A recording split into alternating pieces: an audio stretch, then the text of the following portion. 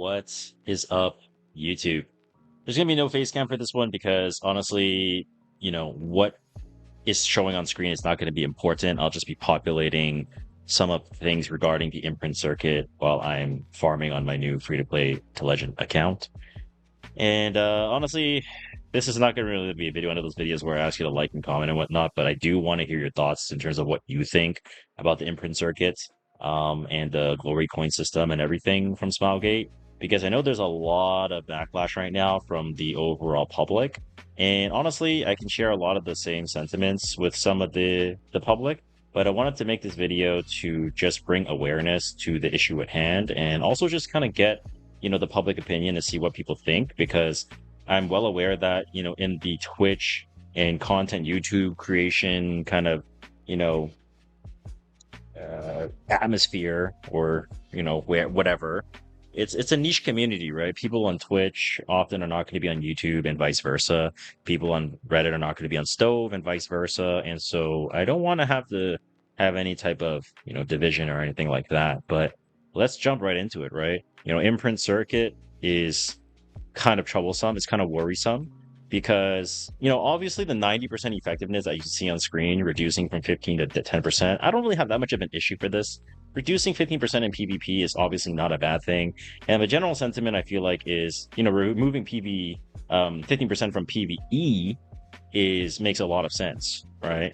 But obviously I don't really know if they're going to be doing that, but I feel like if they were going to implement a system like this regarding the Imprint circuit and impacting the effectiveness and how it actually is going to work, I mean, why not just remove PvE or 15% from PvE overall in the Imprint circuit?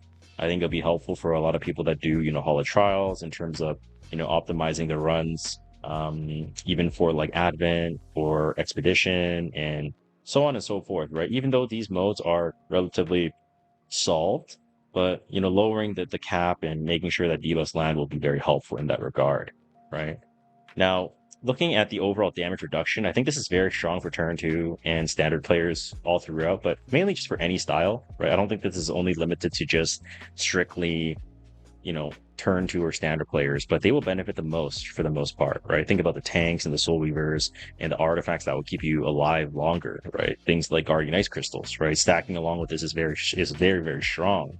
But on top of all of these things that I haven't even mentioned yet is, we'll talk about speed in a moment, but you got to think about the base stat that every character is going to be receiving under the Imprint circuit board. And it's very worrying because DPS characters like Freerin basically is going to do 5 to 7% more damage depending on your build, straight up, right? The flat HP that some characters are going to be getting, like Genesis Ross, it's to the base stat, not to the final build, right? I wouldn't really be complaining too much or be too worried if that 50 flat HP is at the final stat bonus, right? But at the base level, allowing your gear to amplify that stat makes it very, very troublesome for PvP. And I do understand from Smilegate's perspective where maybe their intention was to, try to lower the barrier, allow for, players who don't have as many characters to get into RTA quicker by having this Imprint circuit in place. But I feel like this is just implemented the wrong way. And, let's talk about the last epic node, right? Final speed. I mean, final speed +3 for any opener is too strong, right? You look at, there's this image that's been going around where there's a reenact that's literally that's 5k attack, 327 +3 will be 330. And obviously, not you and I, you watching this, are probably not going to have this type of build. Neither do I. But just as an example, like there are thresholds that can be met with this final speed. Like I don't know why Smilegate, especially during the New Era stream, they said, oh, this will have minimal impact to World Arena, which just simply is not true, right? Final speed +3 is just insane, right? Every single opener now becomes faster, and it also invites people to play, the same 5 to 10 units every single game and investing the Imprint circuit onto them every single time. And I just think that this is a terrible way to implement this into the game. Like if it, like I'm not here to just talk bad about Smilegate's decision or shit on the release of a new, change to the game as they're trying to better the game and provide more, late game content for veterans like myself and you potentially watching. So obviously they tried in this regard. The communication was very poor, right? The simple way of saying, hey, you know, this will have minimal impacts to World Arena, and then not having basically barely any time between the release of this, update and them doing the new era stream is like not even a few days. So it doesn't even give enough time for people to give feedback or think about it and whatnot. We just have to go based off of, your word, which clearly this time is not holding up. Now, I'm not here to just, as I mentioned, I'm not here to shit on the imprint circuit. I'm here to provide solutions. Okay. Now, if Smilegate, if you're watching this, I do want you to take note, and I'll put it on screen as well in terms of how you can maybe implement some changes, right? I think the most obvious one is just removing imprint circuit entirely. Now, obviously, Smilegate has invested time and resources in developing this feature, so it seems a bit unrealistic to ask them to remove it from the game. Okay, so what if we were to take up an approach where the imprint circuit only impacts PvE? Because at the moment, and Maria made a great video on this, and it's been circulating around the community as well, where, I'm glad he pointed it out that this doesn't just impact RTA, right? This impacts Arena. This impacts Guild Wars especially, right? Now, I know competitive Guild Wars and high-ranking Arena is a very niche community, but it's a very important community, right? The competitive integrity, especially with things like the Guild War tournament, bringing so much life to the mode, it's very important that they get highlighted as well. And so having the imprint circuit nodes just completely not be just to be limited to PvE, I think would solve a lot of the problems. I think it would solve a lot of the distaste in people's mouth. But at the same time, I understand that maybe the intention is for it to be PvP, so we will work with that in mind. Okay.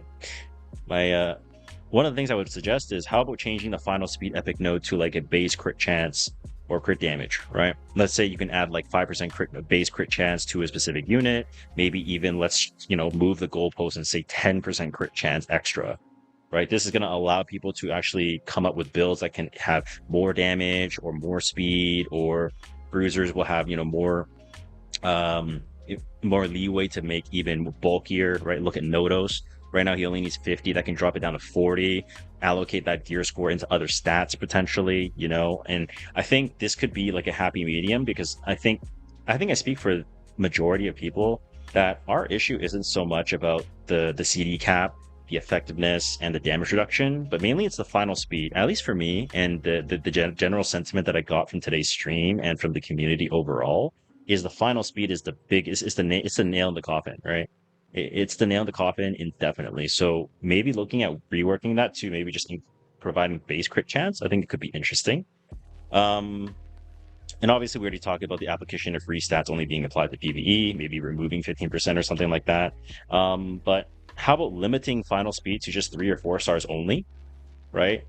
Yeah, I'm just here to give solutions and give ideas, right? I'm not here to blow smoke up your ass. I'm not here to do anything. But if we're going to keep this in place, like, how about we try to, increase unit diversity and reward players who are investing into 3 stars, like Ruzid, like Judith, or 4 stars like Alots, right? And trying to see what's other kind of, play styles and, tricky units kind of come out, right? Especially with Masters coming around. It's clear that they're making a lot of changes close to Masters. And even though, the imprint circuit is not going to be impacting the Masters play, but for the long run in the World Cup in the future, right? If we limit the final speed to just 3 or 4 stars only, could be interesting, right? People might feel more inclined to, maybe 3 or 4 stars are not going to receive that great of a final speed increase because their base speed is still kind of low.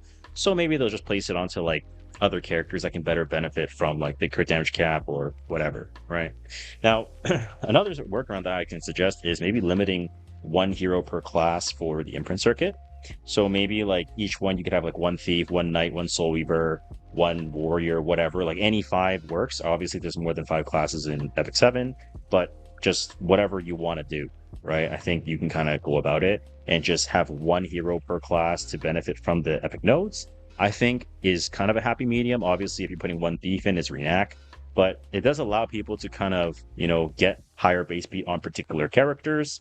Now, Obviously, this doesn't really solve the problem because if you look at, the overall heroes, right? One thief, Renak, one ranger, Briar, one soul weaver, Bien or Amid, right? One warrior, Conquer Lilius. It's like, or Lone Wolf Payra even, right? So there's a lot of different. I do understand that there's still units that can still benefit from it. It doesn't really solve the issue at hand, but at least having some type of limitation to, put some checks and balances in place to just try to stabilize this whole situation a little bit, I think is worth exploring. And I think the other one maybe is just implementing some type of cooldown mechanic to register heroes in Imprint circuit.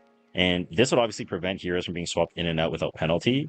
Now, I do know that there is, the gold cost at the moment. I believe it's 500,000, but okay, like gold is arbitrary, right? Some people have billions of gold, millions, if not billions, right? So I don't know if this is a large enough check in place. Like if you were to make the penalty like something very severe, like sky stones, then yeah, you could say that whales are abusing or quote unquote abusing this. But at least like there's some kind of sky stone sink that would make people think twice about it.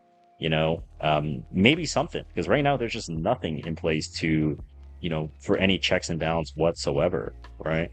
Now, another workaround that I have, and this is kind of the last one I would say, is the cooldown in, there's a cooldown in Grace of Growth, but there's none in Imprint Circuit. Like that just doesn't really make sense to me. If there's a 1 day, cooldown for Grace of Growth, why is there no cooldown for Imprint Circuit? Right? You can just move characters in and out as you choose, but just at the cost of gold. Like that just doesn't really make that much sense to me. Like maybe I'm missing something here, but it just doesn't really add up to me in my opinion. So I really hope that they do walk this back and rethink this because this really needs to see some change. Otherwise, I think the game is going to be headed in a very bad direction very quickly.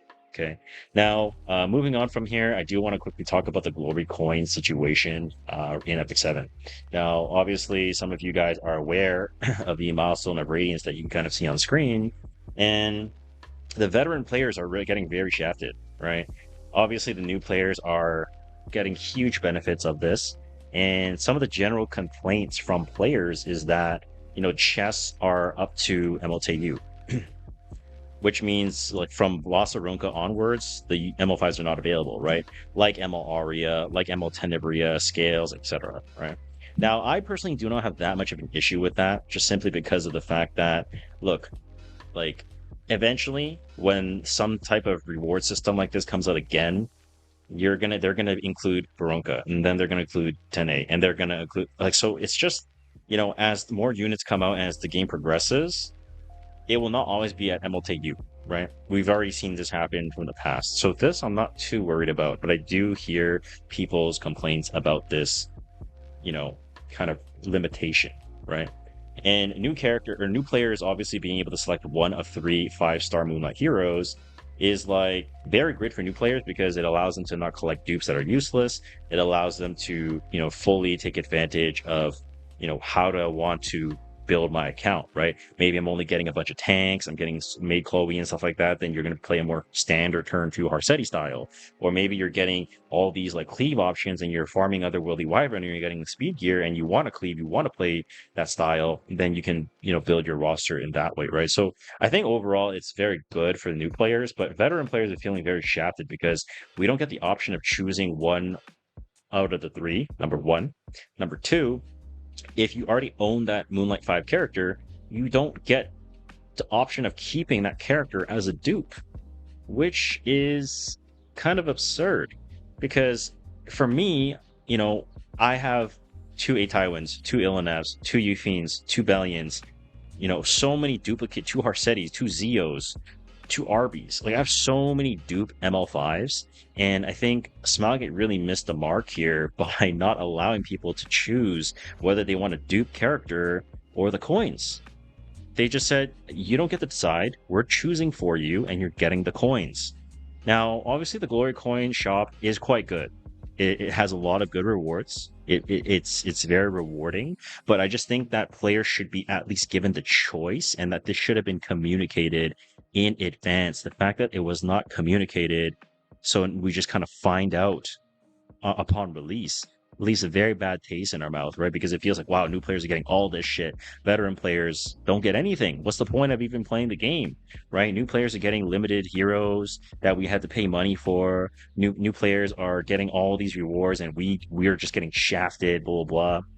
So it feels really bad, and I hope Smilegate will reconsider the glory coin system in the sense where if you can maybe choose to get a dupe or go for the coins, or maybe just give us the dupe and the coins, that might be asking for too much.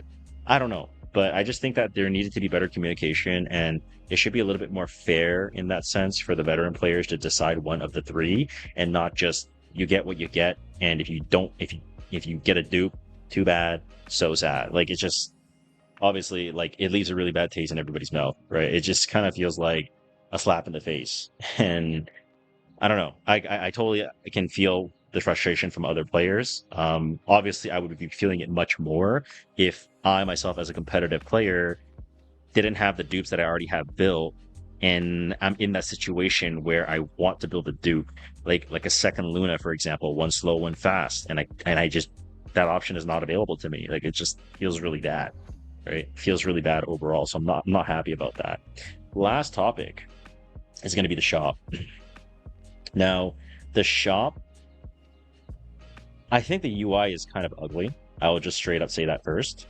But that's probably because I've been playing the game for a really long time and I'm just not used to it. So it's kind of fair for me to say that. Okay. Now, I have a really, really big issue with the shop. And I think this has not been talked about quite enough. For whales, you can always buy sky stones.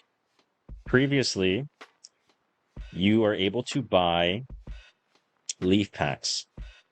Now, leaf packs are limited to 10 per month. Correct me if I'm wrong, but it's 10 per month, which has a restriction on how many leaves you can buy. Obviously, with as time has gone, they've improved the leaf packs. They've even dropped the price down. But now I have a big problem. The big problem is that whales can infinitely buy leaf packs and have absolutely zero limitation. At least before, there was some limitations in place by, you can only buy 10 per month. And once you use up all those leaves, you still have to go through the RNG of gear checking and stuff like that. But now it feels like the window has been open to just cash game. Whoever can just buy more lead packs and just permanently farm is going to be infinitely ahead. And I don't know if I really love that so much, because obviously, like, there are still people that I know that, straight up buy the sky stones and just farm with it, right? And those are Leviathan Giga Whales. But now it's like people can just buy leaf packs nonstop for infinite value, whereas sky stones converting to energy was not very good value in terms of the conversion.